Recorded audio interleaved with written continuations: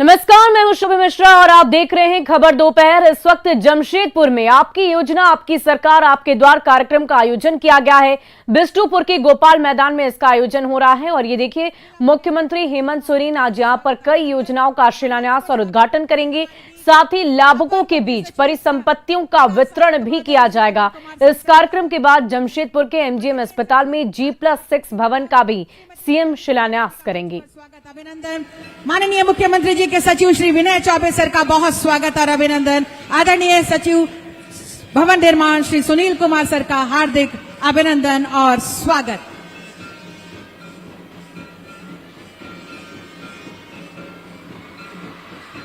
ये स्वागत की भावनाएं माननीय मुख्यमंत्री जी के लिए, माननीय विशिष्ट अतिथिगणों के लिए।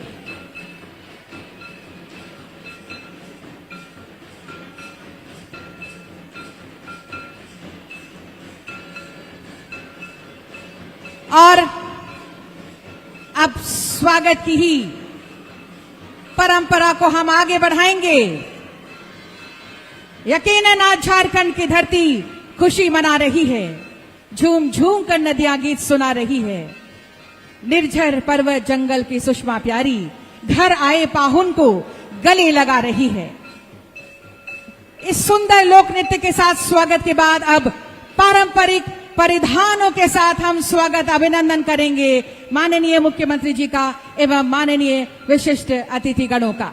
मैं निवेदन करती हूं सुमी माडी जी से। सुमी माडी जी, आप आए और पारंपरिक टोपी और पगड़ी के साथ माननीय मुख्यमंत्री जी का स्वागत और सत्कार करें।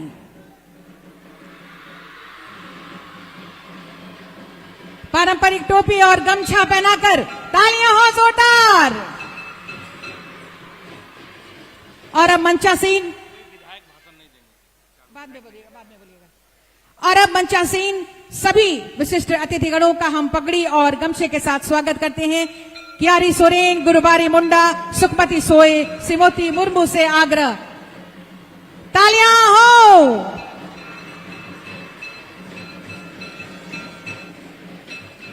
मंचासीन सभी का हम पारंपरिक स्वागत करते हैं। पगड़ी और गमछे के साथ ये स्वागत की भावनाएं आप तक। जोरदार तालियां एक बार आपकी तरफ से स्वागत स्वरूप हो जाएं। बहुत बहुत धन्यवाद आप सभी का इस पारंपरिक स्वागत के लिए।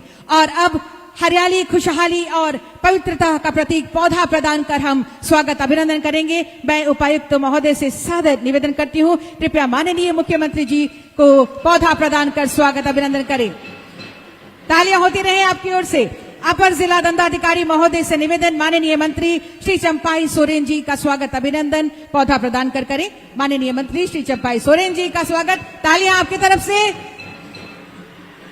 माननीय मंत्री श्री आलमगीर आलम जी हमारे बीच, अपर उपायुक्त महोदय से निवेदन, आपको पौधा प्रदान कर स्वागत और अभिनंदन करें। माननीय मंत्री श्री सत्यानंद भोक्ता जी हमारे बीच, आपका स्वागत अभिनंदन पौधे के साथ कर रहे हैं। निदेशक एनईपी माननीय मंत्री श्री बन्ना गुप्ता जी हमारे बीच, अपर उपायुक्त महोदय से निवेदन, पौधा प्रदान कर स्वागत अभिनंदन करें। माननीय विधायक श्री रामदास सोरेन जी, भूमि सुधार उप समाहर्ता महोदय से निवेदन, आपके स्वागत अभिनंदन के लिए पौधे के साथ। माननीय विधायक श्री मंगल कालिंदी जी, आपका स्वागत अभिनंदन करते हैं। निदेशक एनईपी पूर्वी सिंहभूम से निवेदन, पौधा प्रदान कर आपका स्वागत अभिनंदन करें। माननीय विधायक बहरागोड़ा श्री समीर महांती जी, अपर उपायुक्त महोदय से पुनः निवेदन, पौधा के साथ स्वागत अभिनंदन करें। माननीय विधायक कोटका श्री संजीव सरदार जी हमारे बीच, निदेशक एनईपी पूर्वी सिंहभूम से निवेदन, आपका स्वागत अभिनंदन पौधा प्रदान कर करें। साथ ही 20 सूत्री उपाध्यक्ष श्री मोहन कर्मकार जी, मैं अपर उपायुक्त महोदय से निवेदन करती हूं, पौधा प्रदान कर आपका स्वागत अभिनंदन करें। 20 सूत्री उपाध्यक्ष श्री मोहन कर्मकार जी। साथ ही हमारे बीच श्रीमती बारी मुर्मू, जिला परिषद अध्यक्षा महोदया का हम स्वागत करते हैं। साथ ही साथ हमारे बीच मैं उपस्थित उपायुक्त महोदया से निवेदन करती हूं, अपर मुख्य सचिव महोदय को पौधा प्रदान कर स्वागत अभिनंदन करें। उपायुक्त महोदया से ही निवेदन, हमारे बीच श्रीमती हिमानी पांडे मैम आदरणीय सचिव महोदया का स्वागत पौधा प्रदान कर रहे हैं। माननीय मुख्यमंत्री जी के सचिव महोदय श्री विनय कुमार चौबे सर का स्वागत पौधे के साथ कर रहे हैं। श्री सुनील कुमार सर हमारे बीच आदरणीय सचिव भवन निर्माण, आपका स्वागत पौधे के साथ हम कर रहे हैं। बहुत बहुत धन्यवाद मैम, पौधे के साथ सबका स्वागत अभिनंदन करने के लिए। आज इसी उद्देश्य के साथ कि सबको मिले अधिकार, इसलिए सरकार फिर से आ गई है आपके द्वार। नई उम्मीद की किरण के साथ हम आगे बढ़ेंगे, बेहतर कल की आस के साथ हम आगे बढ़ेंगे। तो आइए खुशियों का दौर बुलाते हैं और एक उम्मीद का दिया जलाते हैं। मैं माननीय मुख्यमंत्री जी से सादर आमंत्रित करती हूं, कृपया आएं और दीप प्रज्वलित कर आज के इस आपकी योजना, आपकी सरकार, आपके द्वार कार्यक्रम का विधिवत शुभारंभ करें। हमारे सभी मंचासीन विशिष्ट अतिथि गणों से, सम्मानित अतिथि गणों से निवेदन, दीप प्रज्वलन में आपके सहयोग के लिए।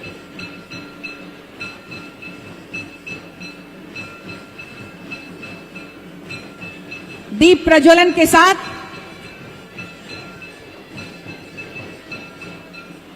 ये विधिवत शुभारंभ हो रहा है। तालियां हो आपकी तरफ से जोरदार।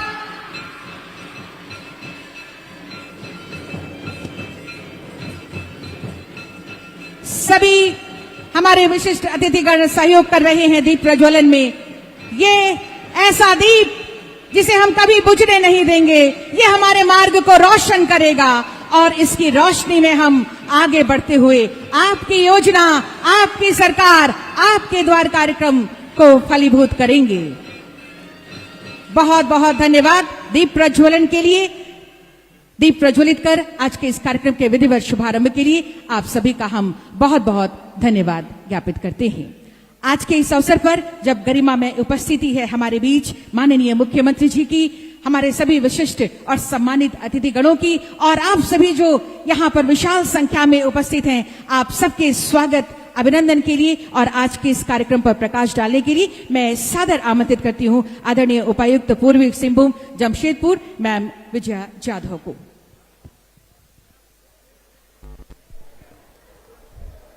सभी को जोहार। आपकी योजना, आपकी सरकार, आपके द्वार कार्यक्रम के अवसर पर मंच पर उपस्थित मुख्य अतिथि माननीय मुख्यमंत्री। तो जमशेदपुर की ये तस्वीर आप देख रहे थे। मुख्यमंत्री हेमंत सोरेन वहां पर आज कार्यक्रम की शुरुआत करने जा रहे हैं और आपकी सरकार, आपकी योजना, आपके द्वार कार्यक्रम की शुरुआत के साथ ही कई सौगात जमशेदपुर वासियों को देंगे। और चलिए अब बढ़ते हैं अगली खबर की ओर। किशनगंज से आपको ये बड़ी खबर बता दी, कबाड़ की दुकान में छापेमारी की गई, 5,54,000 इंडियन कैश जब्त किए गए, 990 रुपए के नेपाली नोट भी बरामद किए गए, 2 अमेरिकी डॉलर भी बरामद किए गए, साथ ही 68.10 ग्राम ब्राउन शुगर जब्त किया गया है। एक महिला समेत 2 लोग गिरफ्तार किए गए। मुख्य आरोपी मुन्ना खान इस वक्त फरार चल रहा है। ये बड़ी खबर किशनगंज से आपको बता रहे हैं, जहां कबाड़ दुकान में छापेमारी के बाद ये चीजें बरामद हुई है जो आप अपनी टीवी स्क्रीन पर देख पा रहे होंगे। नेपाली करेंसी के साथ साथ ब्राउन शुगर की पुड़िया भी जब्त की गई और ऐसे में 4 लोगों की गिरफ्तारी हुई है, लेकिन मुख्य आरोपी अब भी फरार बताया जा रहा है। 2 अमेरिकी डॉलर भी बरामद किए गए। और अगली खबर नवादा से, जहां अज्ञात व्यक्ति ने एक बच्चे पर एसिड फेंक दिया। घटना नवादा जिले के हिसुआ के प्रोफेसर कॉलोनी की बताई जा रही है। बच्चे की पहचान प्रोफेसर कॉलोनी निवासी विकास पंडित के पुत्र अमित कुमार के रूप में की गई। परिजनों ने बताया कि अमित अरविंद कुमार के घर के पास खेल रहा था और तभी एक अज्ञात युवक उसके ऊपर पानी जैसा सामान फेंककर फरार हो गया। नवादा सदर अस्पताल में भर्ती उसे कराया गया है। पुलिस को इस पूरी घटना की जानकारी दे दी गई है। और कोई अनजान आदमी आया, फिर फेंक दिया, वो मेरा बच्चा मतलब जल गया। क्या चीज फेंका? ये सीट था, कोई पता नहीं कौन आदमी था, नहीं था। टी शर्ट भी जल गया है। और अगली खबर गोपालगंज से, जहां शराब पर नकेल के लिए पुलिस लगातार कार्रवाई कर रही है। बावजूद इसके बेखौफ माफिया पुलिस को खुली चुनौती देते हुए शराब के धंधे में लगे हुए हैं। गोपालगंज बैकुंठपुर थाने के सलेमपुर गांव में उत्पाद विभाग की टीम ने ड्रोन की मदद से गंडक नदी के दियारा में छापेमारी अभियान चलाया। छापेमारी के दौरान 5,600 किलो गुड़ का पाश और 30 लीटर जुलाई शराब बरामद की गई है। इस दौरान चौंकाने वाली तस्वीर भी सामने आई, जिसमें पुलिसकर्मी वर्दीधारी दूसरे पुलिसकर्मी को अपने कंधे पर गंडक नदी का पानी पार कराते नजर आ रहे। छापेमारी के दौरान मिली शराब की 2 अवैध भट्टियों को भी ध्वस्त कर दिया गया है। साथ ही ड्रिल मशीन से प्लास्टिक के ड्रम को काटकर नष्ट कर दिया गया और आग के हवाले कर दिया गया।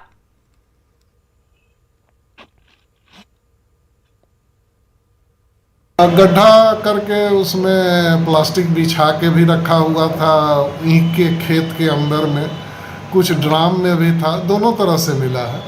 तो हम लोग उस पर लगातार नज़र बनाए हुए हैं। ड्रोन आने से भी बहुत हम लोग को हेल्प मिल रहा है दियरा एरिया में, खासकर सुदूरवर्ती क्षेत्रों में। और ये सारी कार्रवाई जो अग्रतर अनुसंधान के लिए स्थानीय थाना को दे दिया गया। और दरभंगा जिले के विभिन्न थाना क्षेत्रों से हुए करोड़ों रुपए के जेवरात और नगद की चोरी मामले में दरभंगा पुलिस ने खुलासे का दावा किया है। चोरी की बढ़ती घटना के बीच दरभंगा पुलिस को एक बड़ी सफलता हाथ लगी है। दरभंगा पुलिस ने चोरों के गैंग को चोरी की योजना बनाते हुए गिरफ्तार कर लिया।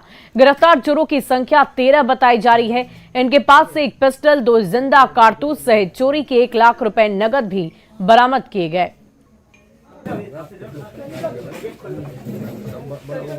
गुप्त सूचना के आधार पर इन 13 अपराध कर्मियों को, जो एक गैंग के रूप में काम करते हैं, गृह विधन की योजना बनाते हुए गिरफ्तार किया गया।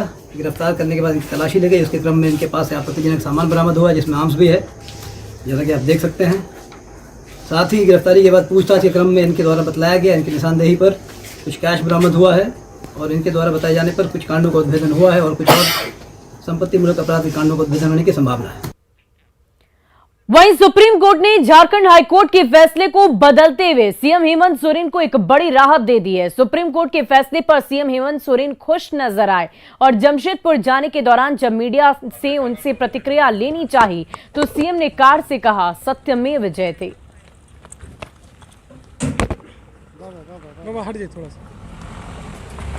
सर सुप्रीम कोर्ट में सर राहत मिला हुआ है सर बहुत सर इसी को तरफ सर थोड़ा सर बहुत देर से खड़ा सर 1 घंटा से खड़े राहत मिला हुआ है सर बहुत सर इसी को तरफ सर थोड़ा सर बहुत देर से खड़ा सर 1 घंटा से खड़े राहत मिला हुआ है सर बहुत सर इसी को तरफ सर थोड़ा सर बहुत राहत मिला हुआ है सर बहुत सर इसी को तरफ सर थोड़ा सर बहुत देर से खड़ा सर 1 घंटा से खड़े राहत मिला हुआ है सर बहुत सर इसी को तरफ सर थोड़ा सर बहुत देर से खड़ा सर। और अब आपको एक सावधान कर देने वाली खबर। राजधानी पटना की हवा जहरीली होती जा रही है। AQI लेवल 300 के करीब पहुंच चुका है और कुछ ऐसा ही हाल वैशाली जिला और मुजफ्फरपुर के साथ गया का भी देखने को मिल रहा। पूरी खबर पटना प्रदूषण कंट्रोल कार्यालय से संवाददाता अमित कुमार बता रहे, सुनिए। पटना में हवा दूषित हो चुकी है। देख सकते हैं कि इको पार्क में काफी बुरा हाल है। 246 एक्वाई रेट है एसके मेमोरियल हॉल के पास, 236 यहाँ भी पुअर हाल है। BIT मिश्रा जो है पटना में, वहाँ बेहद खराब स्थिति है, 312 यानी कि वेरी पुअर स्थिति में है। और इसी तरह से अगर हम बात करें दानापुर DRM ऑफिस की, तो वहाँ की भी स्थिति बेहद खराब है, वेरी पुअर कैटेगरी में है, 306 एक्वाई रेट है। गवर्नमेंट हाई स्कूल वहाँ थोड़ा संतोषजनक है। इसके अलावा इंडस्ट्रियल एरिया हाजीपुर की बात करें तो यहाँ भी स्थिति बदतर ही है, खराब है, पुअर की स्थिति में है। तो इस तरह से जो कह सकते हैं कि बिहार की राजधानी की बात कर ले, पटना की, या दूसरे शहरों की बात कर ले, तो अत्यधिक जिले जो हैं वहाँ पे हवा प्रदूषित हो चुकी है। देखिए गया की बात करें तो वहाँ थोड़ा संतोषजनक है, और मुजफ्फरपुर की बात करें तो वहाँ पे भी मध्यम जो है मॉडरेट कैटेगरी में है, यानी कि 152 एक्वाई रेट है। तो इस तरह से कह सकते हैं कि जो हवा है वो पूरे तौर पे प्रदूषित हो चुकी है। और जैसे जैसे अब ठंड बढ़ रही है, प्रदूषण जो है वो भी बढ़ रहा है। लोगों को लगातार जो है अपील लोगों से किया जा रहा है प्रदूषण विभाग से की तरफ से कि आप जो है वो प्रदूषण मुक्त अपने शहर को बनाएं। और जो उपाय हैं प्रदूषण को कम करने के लिए उसका इस्तेमाल जरूर करें, उस उपाय पर काम जरूर करें। कम से कम जो है वो प्रदूषित हो शहर आपका, इस दिशा में कदम जरूर उठाएं, मिलजुल करके अपने शहर को प्रदूषित होने से बचाएं। लेकिन लगातार जो है शहर जो है पटना की बात करें, राजधानी की या दूसरे शहरों की, वहाँ की हवा जहरीली प्रदूषित होती जा रही है। और ये कहा जा रहा है कि चूंकि धान कटने का भी समय है तो ऐसे में जो पुआल है वो भी जलाए जा रहे हैं खेतों में, इसका कारण से भी हवा प्रदूषित हो रही है। लेकिन पटना की बात करें तो पटना में भी हवा जहरीली और बेहद खराब हो चुकी है। कैमरा पर्सन अजय दुबे के साथ अमित कुमार, न्यूज 18 पटना। और जमुई जिले के बरहट प्रखंड में बच्चों के भविष्य के साथ खिलवाड़ हो रहा है। शिक्षा के संसाधनों पर अतिक्रमण किया जा रहा है। बरहट स्थित राजकीय बुनियादी स्कूल का उद्घाटन साल 2003 में तत्कालीन मुख्यमंत्री राबड़ी देवी ने किया था। अब यहां बच्चों की पढ़ाई नहीं होती। स्कूल किसी दूसरे गांव में 2 किलोमीटर दूर शिफ्ट कर दिया गया। अब स्कूल परिसर चारागाह बन गया है। स्थानीय लोग स्कूल के संसाधनों पर कब्जा जमाकर बैठे हैं। लोग अपने मवेशी को यहां पर बांध कर रखते हैं। लोगों में इस बात को लेकर नाराजगी है कि स्कूल को दूसरी जगह शिफ्ट क्यों कर दिया गया। देखिए संवाददाता केसी कुंदन की यह रिपोर्ट। शिक्षा विभाग की लापरवाही से जहां बच्चों के भविष्य के साथ खिलवाड़ हो ही रहा है, वहीं संसाधनों का भी लूट मचा हुआ है। तस्वीर हम दिखाना चाहेंगे जमुई जिले के बरहट प्रखंड का राजकीय बुनियादी विद्यालय का यह स्कूल है और बरहट में है। और तस्वीर का अगर देखा जाए तो 2003 में राबड़ी देवी तत्कालीन मुख्यमंत्री ने उद्घाटन किया था। और देख सकते हैं तस्वीर कि अगर यहाँ पर अब पढ़ाई नहीं होती है, तस्वीर सामने है, बहुत सारे कमरे हैं और यहाँ पर बच्चे पढ़ा करते थे। 1ली से 8वीं तक की पढ़ाई होती थी, लेकिन अब यहाँ पर पढ़ाई नहीं होती है और इस स्कूल को यहाँ से दूर जाकर शिफ्ट कर दिया गया, जिस कारण यहाँ के बच्चों को पढ़ने में काफ़ी परेशानी है। और तस्वीर एक और है हैरान कर देने वाली कि अब इस स्कूल के परिसर की अगर बात करें तो इसका इस्तेमाल लोग कर रहे हैं अपने निजी फायदे के लिए। देखा जाए तो मवेशी बंधे हुए हैं, मवेशी स्कूल में मवेशी बांधे जा रहे हैं। स्कूल का जो कैंपस है वो चारागाह बना हुआ है और पढ़ाई नहीं होती है, जबकि यहाँ पर पढ़ाई होती थी, बच्चों का भविष्य संवारने की बातें होती थी। लेकिन अगर देखा जाए तो अब स्कूल के जो कमरे हैं या बरामदे हैं, वहाँ पर मवेशी बांधने और उसे पालने की बात हो रही है, कोशिश हो रही है। और कह सकते हैं कि ये लापरवाही है शिक्षा विभाग की। और कुछ लोग हैं, कुछ यूथ हैं जो इस स्कूल में पढ़े हुए हैं, उनसे बात करेंगे। अच्छा, क्या हालात है इस स्कूल का, कैसा तस्वीर बदल गया? सर स्कूल शिफ्ट हो गया कहीं दूसरा जगह जाके, इस कारण से थोड़ा हाँ ग्रामीणकरण हो गया। ये सब जो स्कूल का जो कैंपस है उस पर दूसरे लोगों का कब्जा है, ये क्या है? कब्जा नहीं है सर। हाँ। कब्जा नहीं है, बगल में घर है, थोड़ा बहुत यूज किया जाता है, मवेशी बांध दिया गया हाँ। है। तो यहाँ के बच्चे अब कहाँ पढ़ते हैं? सर बगल में स्कूल यहीं खुला है। कितना दूर है? 1.5-2 किलोमीटर हमसे। तो परेशानी होती होगी? परेशानी न कहीं थोड़ा तो होता है सर, लेकिन अब खुल गया तो जाना पड़ता है। अच्छा, अगर देखा जाए तो इस यहाँ के बच्चों को पढ़ने दूर जाना पड़ता होगा, तो परेशानी होती होगी? हाँ होती है। क्या परेशानी होती है? थोड़ा सा टाइम ज़्यादा लगता है जाने में वहाँ। तो होना क्या चाहिए था इस बिल्डिंग में? यहीं पे पुनः निर्माण होना चाहिए। हाँ?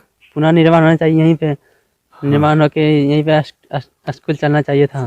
अच्छा, एक और चीज़ मैं कहूँगा कि संसाधनों का जिस तरह से आप लोग इस स्कूल में पढ़े हुए हैं, कितना ताजुब होता है इस स्कूल का ये हाल देखकर? ये सर, ये स्कूल का हाल देखकर तो दुख बहुत महसूस होता है, पर लेकिन ये सरकार की नीतियाँ जैसे हटाकर वहाँ शिफ्ट कर दिया गया, जिसके कारण बच्चों को बहुत तकलीफ होता है। उधर बैकवर्ड साइड में थोड़ा स्कूल पड़ता है, जाने में थोड़ी दिक्कत होती है। इसी स्कूल में वो नया स्कूल भवन बनता या फिर यही पढ़ाई होती तो यहाँ के बच्चों का भविष्य संवरता। केसी कुंदन, न्यूज 18 जमुई।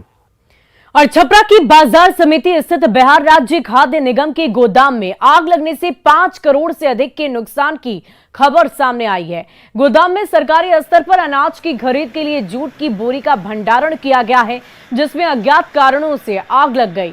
आग लगने से गोदाम में रखे तमाम बोरे जलकर राख हो गए और इस मामले में बिहार राज्य खाद्य निगम ने प्राथमिकी दर्ज कराई है।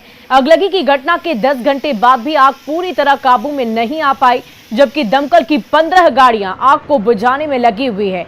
दमकल विभाग के अधिकारी भी स्थिति पर पैनी निगाहें बना रखे हैं। होमगार्ड के असिस्टेंट कमांडेंट ने घटनास्थल का जायजा भी लिया। ये आपको बताया जा रहा है कि बोरा का गोदाम है, जूट के बोरा का, और माने कि यहाँ पर कहीं भी जो है आपको बड़ा कोई हाइड्रेंट का ये नहीं है, जल स्रोत नहीं होने के कारण जो है हम लोगों को अपना जो एरिया जो चिन्हित है वहाँ से ला रहे हैं, एक मुफस्सिल थाना से, एक अपने जो है अग्निशामक कार्यालय से, एक समय हॉस्पिटल से। तो आप लोग का सभी लोगों का सहयोग मिल रहा है यहाँ पर। और देखिए, पटना यूनिवर्सिटी में 19 नवंबर को होने वाले छात्र संघ चुनाव के लिए नामांकन की प्रक्रिया आज से शुरू हो गई है और इसके लिए पटना यूनिवर्सिटी के सेनेट हॉल में व्यवस्था मुकम्मल कर ली गई है। 9 नवंबर की शाम 3 बजे तक नामांकन फॉर्म भरे जाएंगे। 11 नवंबर की शाम 5 बजे उम्मीदवारों की सूची जारी कर दी जाएगी। चुनाव को देखते हुए छात्र लगातार प्रचार प्रसार कर रहे हैं। देखिए संवाददाता विनीता मिश्रा की यह रिपोर्ट। पटना यूनिवर्सिटी में 19 नवंबर को छात्र संघ चुनाव होने वाले हैं, जिसके मद्देनजर तैयारियां पूरी कर ली गई है। नामांकन का दौर भी शुरू हो गया है और साफ तौर पर आप देख सकते हैं जो नामांकन प्रक्रिया है यहाँ पटना यूनिवर्सिटी के सेनेट हॉल में की जा रही है और अब तक लगभग 620 फॉर्म बिके हैं। यानी जो छात्र हैं जो इस चुनाव में अपनी भागीदारी निभाएंगे वो आज से यहाँ नामांकन फॉर्म भरेंगे। आपको बता दें कि ये नामांकन की प्रक्रिया 3 दिनों तक भरी जाएगी, यानी 7 नवंबर, 9 नवंबर और 10 नवंबर। हालांकि 8 नवंबर को कार्तिक पूर्णिमा होने के कारण छुट्टी है। यही वजह है कि 8 नवंबर को ये नामांकन की प्रक्रिया नहीं की जाएगी, लेकिन आज से ये नामांकन का दौर शुरू हो गया है। छात्र संघ चुनाव कई मायनों में खास होता है क्योंकि छात्र जो होते हैं वो अपने कॉलेज की प्रॉब्लम्स को इस चुनाव में रखते हैं और उसे निपटाने के लिए ताकि वो प्रॉब्लम्स खत्म हो, अपने जो छात्र हैं उनके बीच जाते हैं। क्या कुछ प्रक्रिया होगी और कितने सीटों पर ये चुनाव हो रहे हैं, सर हमारे साथ हैं। सर क्या रूपरेखा है, कितने सीटों पर ये चुनाव हो रहे हैं? देखिए ये पटना यूनिवर्सिटी में ये हमारे 14 कॉन्स्टिट्यूंसी हैं, जिसमें कि 10 हमारे कॉलेजेज हैं जो अपने आप में एक कॉन्स्टिट्यूंसी है। उसके बाद हमारे 3 जो बड़े फैकल्टी हैं, जैसे faculty of social science, faculty of commerce, faculty of humanities, faculty of science and social science, ये सारे 3 कॉन्स्टिट्यूंसी है, plus law, education and commerce, ये एक कॉन्स्टिट्यूंसी है। तो इस तरह 14 कॉन्स्टिट्यूंसी हमारे हैं और 5 जो हमारा मेन ऑफिस बेरर का पोस्ट है, ये जो देख रहे हैं आप, president, vice president, general secretary, joint secretary and treasurer. उसके अलावा जो है कि हर कॉन्स्टिट्यूंसी में वोटर के नंबर के हिसाब से काउंसलर्स का पोस्ट है। आज से नामांकन का दौर शुरू हो गया है और 11 नवंबर को कौन कौन से कैंडिडेट होंगे जो चुनाव लड़ेंगे, जो प्रचार प्रसार करेंगे, उनकी उम्मीदवारी की लिस्ट 11 नवंबर को जारी कर दी जाएगी और उसके बाद प्रचार प्रसार का दौर शुरू होगा और सभी अपने अपने कॉलेज में कैंपेनिंग करेंगे और अपने पक्ष में मतदान करने की अपील करते हुए नजर आएंगे। विनीता मिश्रा, न्यूज़ 18 पटना।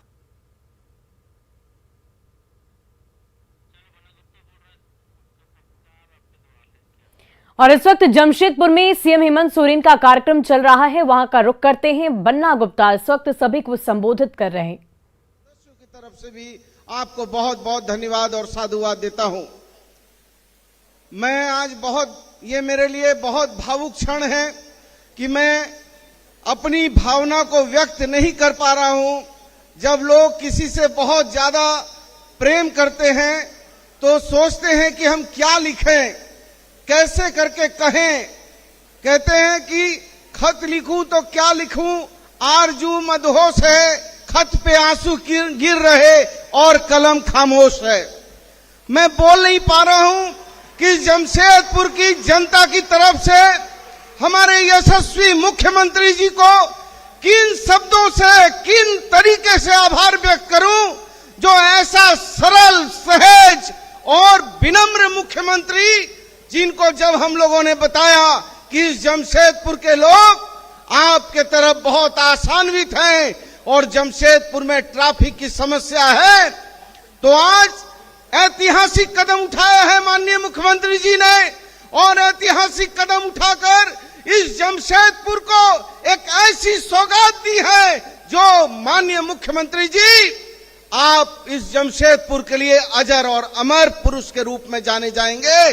जब तक जमशेदपुर रहेगा, जमशेदपुर आपका नाम लेता रहेगा। ऐसा फ्लाईओवर हम दिल्ली और बॉम्बे में देखा करते थे। उस फ्लाईओवर को विश्व स्तरीय फ्लाईओवर आज जमशेदपुर को आपने दिया है, मानगो और साक्षी को दिया है। हम इस बात के लिए भी आभार व्यक्त करते हैं आप पर, गौरव और गर्व व्यक्त करते हैं कि आपने जमशेदपुर में एक इतना बड़ा अस्पताल, जो विश्व स्तरीय अस्पताल जिसकी कीमत 400 करोड़ से ज्यादा होगी, वो अस्पताल की भी आज जो है आप शिलान्यास कर रहे हैं। एक तरफ पुल जो फ्लाईओवर 500 करोड़ का, 400 करोड़ का अस्पताल, 71 करोड़ का बस स्टैंड।